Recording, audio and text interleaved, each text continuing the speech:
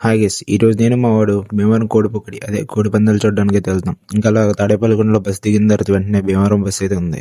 పక్కన window seat కూడా దొరికింది. బస్సులో ఎండ తగలకుండా కట్టెను కూడా కట్టారు.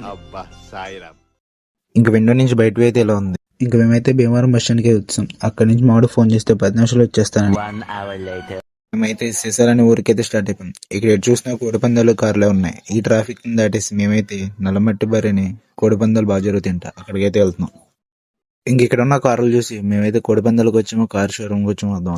చేతులతో లోపలికి ఏమి వెళ్తామని 4 జీడిపప్పులు ఎక్కువేమని చికెన్ పకోడీ తీసుకుని అయితే మేమైతే కోడి పందాల దగ్గరికి అయితే వెళ్ళాం. ఇంకా తర్వాత గుండా చూడడానికి అయితే వచ్చాం.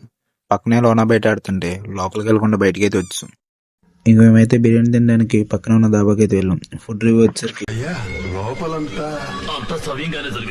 ఇంకా చేసేదేం లేక మళ్ళీ కోడి పందాలు చూడడానికి అయితే వచ్చాం. ఇంకా పక్కన ఉన్న దియ్యట్ స్వీట్స్ కూడా తాగేసి బస్ స్టాండ్కి అయితే వచ్చాం. ఇంకా బస్సులో జనాల సంఖ్య పెరిగి ఫుట్ పాత్ మీద ఉంచిన పరిస్థితికి అయితే వచ్చింది. ఇంకెలాగో మా ఊరైతే వచ్చా.